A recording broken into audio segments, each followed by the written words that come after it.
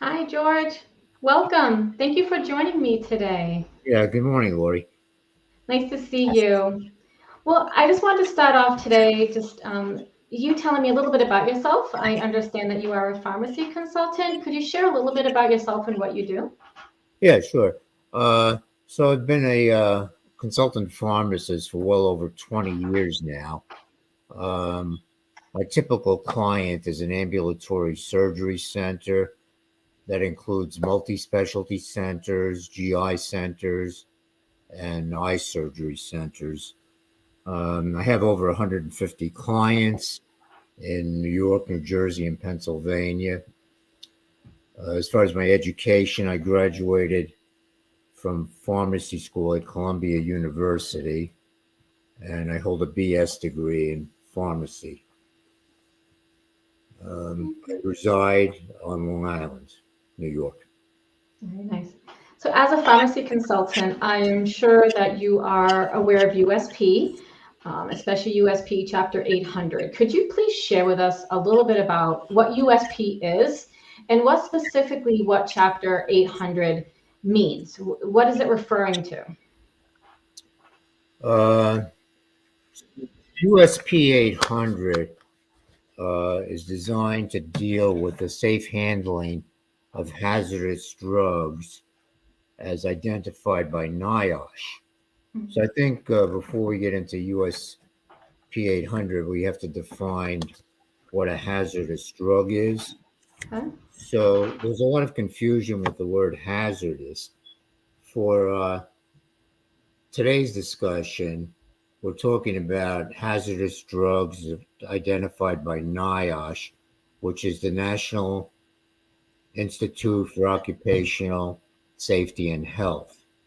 So this is not to be confused with hazardous drugs identified by the Environmental Protection Agency, which are hazardous to the environment. Okay. So we have two lists of hazardous drugs for today's discussion. We're talking about NIOSH drugs, which pose a risk, a health risk to healthcare workers. Um, the two lists of drugs, the NIOSH and the EPA list, are not mutually exclusive. The drug can appear on both lists. But again, we're focused on drugs identified by the NIOSH people. Okay. How does that correlate to what we do in ophthalmology? So now we're talking hazardous drugs, USP 800. In terms of the ophthalmic surgery centers that you have worked with, what is your understanding of how USP 800 correlates to what we do here in ophthalmology? What drugs do you see in ophthalmology that So, that we're using that could be considered hazardous? yeah, the biggest example is mitomycin, Hmm. which is commonly found in most eye surgery centers. So that's an anti-neoplastic drug. It's on the NIOSH list, and it's we have to apply the USP 800 guidelines to this particular drug in this instance. Now, when you say we have to apply these guidelines, is that a recommendation? Is that a standard? Is this So something that we yeah, have to do? it's not simply a recommendation; it's an enforceable standard. Okay. So you might ask, well, who can enforce this?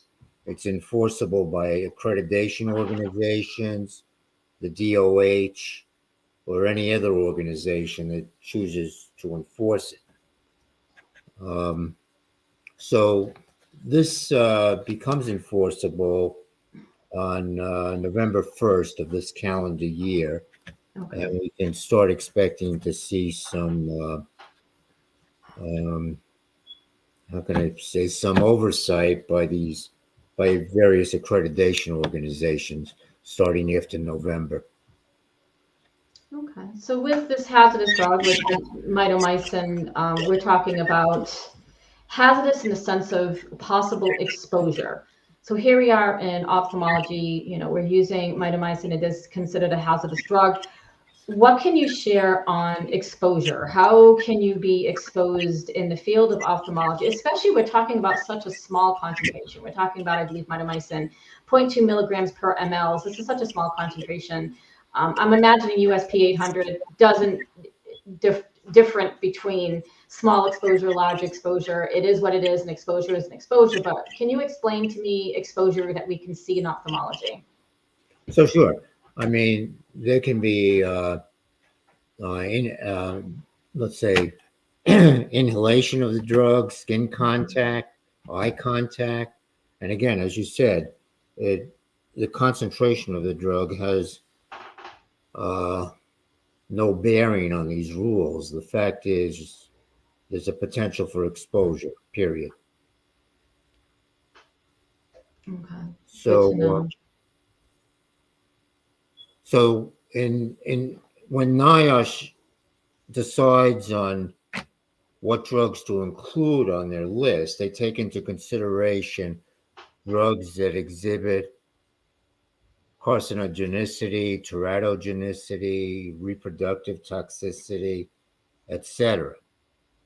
In addition, if the manufacturer of the drug includes uh,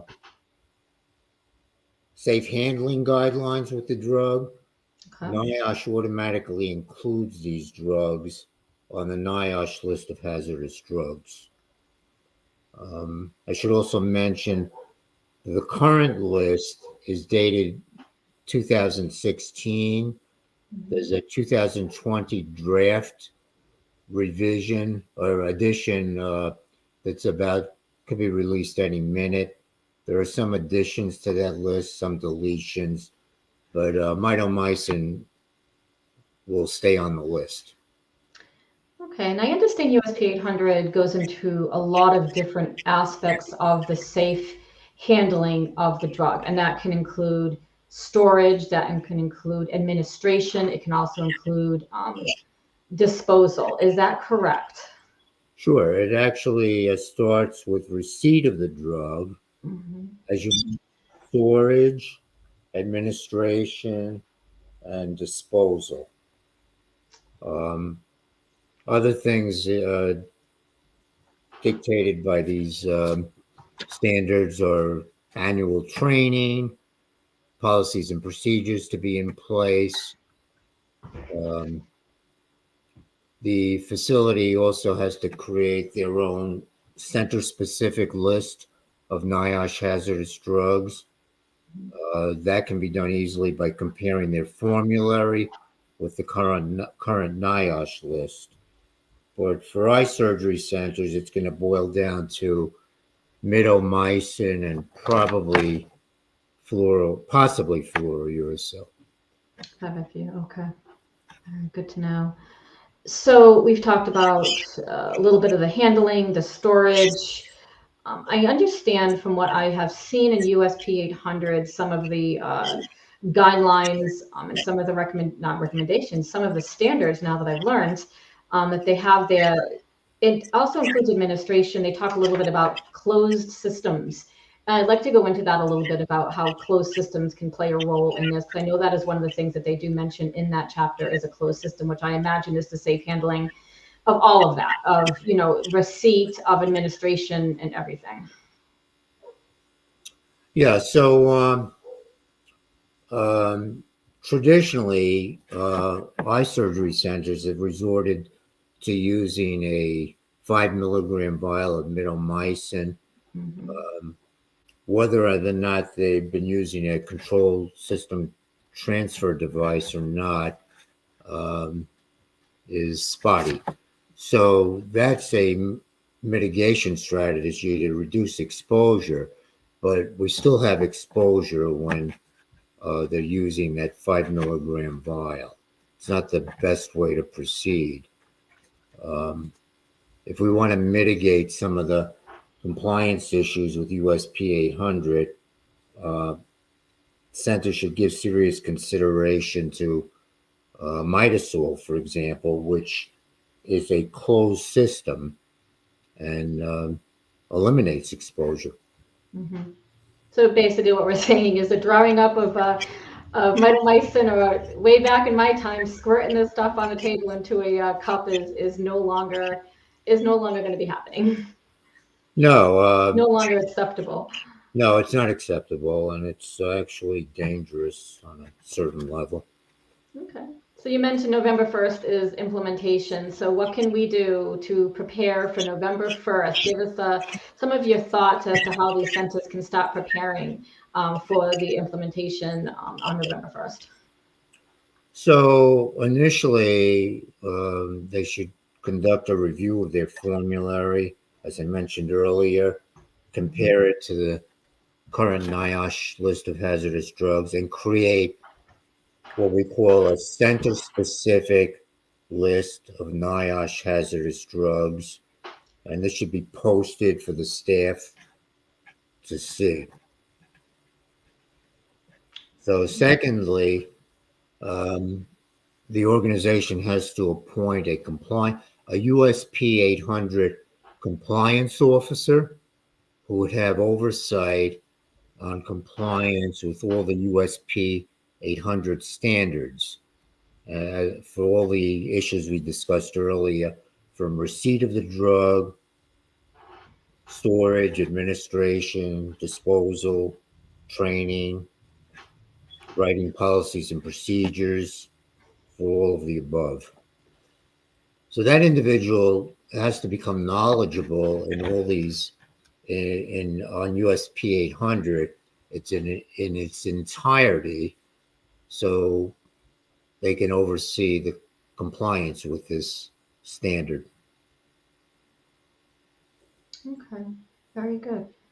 A little bit, anything else you'd like to share on just the compliance piece of it in general? I want to be sure that people really understand, that compliance is key, and that what we can do to prepare for compliance, and an understanding that, exposure is exposure, and that USP 800 does not have a differentiation between, 0.2 milligrams per ml or any other type of concentration. A hazardous drug is a hazardous drug.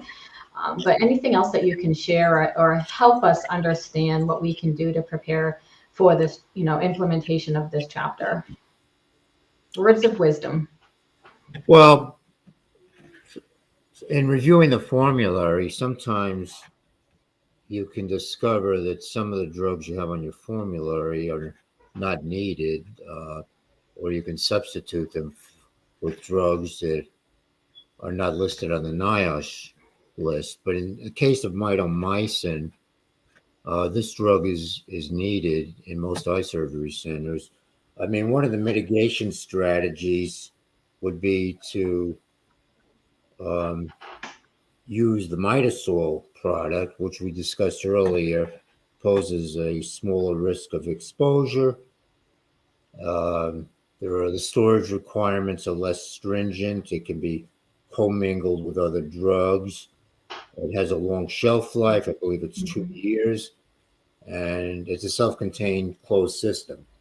So to me, that's a no-brainer. I think we'll be moving in that direction.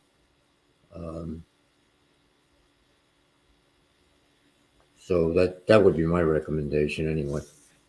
Okay, excellent. Thank you so much, George. I really appreciate it. It sounds like we have our work cut out for us in the ambulatory surgery world of getting ready for USP 800.